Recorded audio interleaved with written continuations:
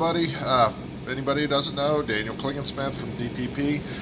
We're in Oklahoma City getting ready for a hockey tournament this morning, and I was reading a little bit of stuff online, and I thought it was a good opportunity while Will's sleeping in, getting rested up before his 2 games today, to talk to everybody about finding new customers. Okay, so this is kind of broad, but I know when I first started, that was one of my biggest worries, is where will I find work, you know? Especially when we're a small company just starting out, just a couple of guys. It's a hard thing to pick how much of your limited time resources you spend finding new customers. So how about we have a little coffee and we'll have a talk about finding them. If you have any questions, feel free to ask later. I'll be happy to respond.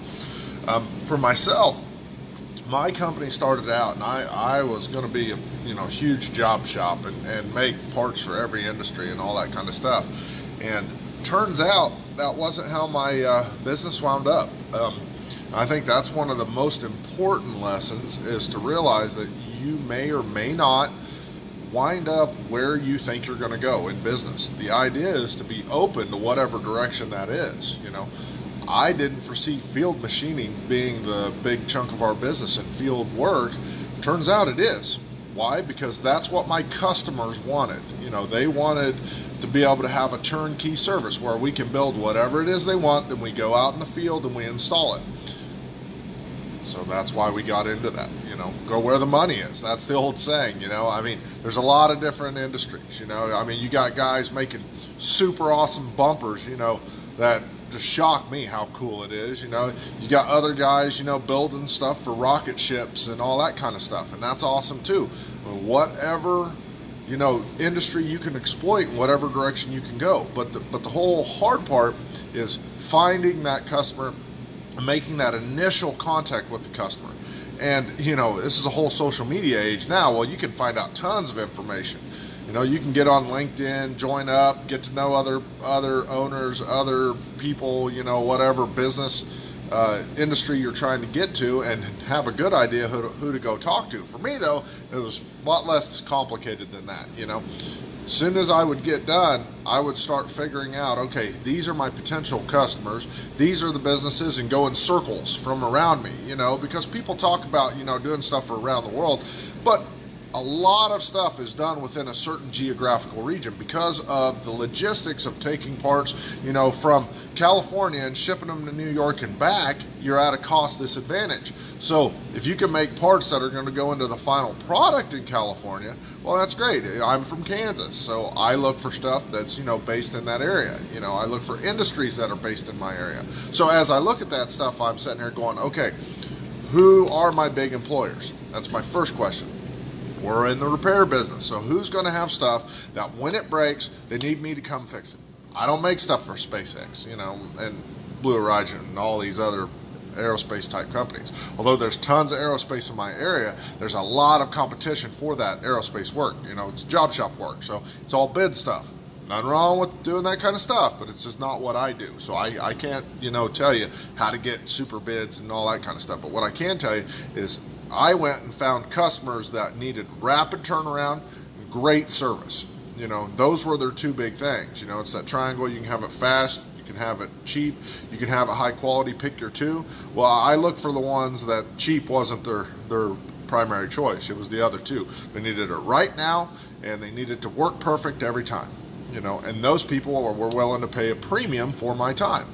So I said, okay, who in my mind would be that kind of customer? I went through the phone book, internet started up, started getting on the internet and researching companies and doing circles and make lists, right? So I have this list of people. When I go to the Northeast, this is the people I'm going to pester. Tried cold calls, set up an appointment. That doesn't work. Show up. Never be afraid to show up. What's the worst thing they're going to do? Tell you to leave? Okay. You smile. Go, okay, I will. Here's my card. My name's Daniel. Who do I need to talk to? Who do I need to set an appointment up with? And gets that information. And then write that information down. I don't have a great memory. You can ask my super awesome wife I have a horrible memory. If I don't write it down, it never happened. So later on, I could follow up with that information, because you'll get halfway through whatever you're doing, then you're going to get pulled off on another direction. So when you come back to it, you want to be able to pick right back up where you left off. Pretty simple, right? I mean, what's the right customer for you? I don't know. What do you have? You know, if you have a bunch of 10-inch through-bore machines, you got old manual lathes, you're in an agricultural area, you know, are you in a big city where you're surrounded by biomedical companies? I don't know. But you know what? They have these great resources where you can start narrowing that down and go talk to people. You know, get your information out there.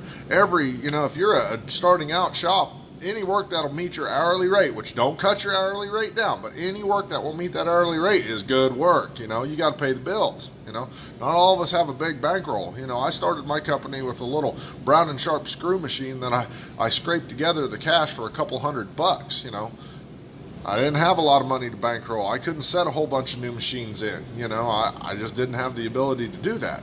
Well, that's okay. So I went and I said, okay, with what I can do, what should I go after? And that was the name of the game. I went after whatever industry I could go. I'd make a connection. I'd go to industry stuff. You know, my suppliers, my vendors, all them, they put on stuff all the time. Let them know when they have things going on to let you know. You can go there, and they put all your prospective customers in one area. It's only logical. You go, you talk, you visit, you exchange cards, you get to know what needs are, and it gives you that kickoff point. You know, for us, our big industrial supply house just had a big meet and greet. You know, a couple hundred people, all of them that have stuff that we can potentially do for them. You know, what civic organizations are you a part of? That's a great way to get to know people. It's a lot of networking to get to know where should you spend your time, because you only got about yay much time a day that you can focus on growing that part of the business, unless you already have, you know, 15 guys running and you're trying to expand. But you know, most people are smaller shops where that is not how it works. Okay, now, would I go about it the same way that I did years ago? Probably not. With the internet, I could source it all down really small and figure out exactly what market segment is it. But you know, when you're first starting out, every automotive shop that has a part that needs machined, you know, everybody around, stacks of business cards are cheap. You know, hand them suckers out like they're nothing, because really they aren't in the grand scheme of things. It takes one job to pay for those boxes and boxes of business cards. So, you know, I know it's always a struggle, and you know, when you hit that slow time is not the time to start looking for customers. You have got to look for the customers when you're busy. You know, find that next customer when you are booked up solid. Because if you wait till you're slow, you may not be able to weather that storm until you develop that new customer into your supply chain and you become proven to them. You know, you never ever wait till the last minute to find customers. You know, what's the right customer for you? I don't know. But good luck finding them, and share your experience. You know, I mean, that's what we're all trying to do, is help each other grow and you know, grow as a company and take care of our employees and you know, make things happen. So have a great day. Thank you.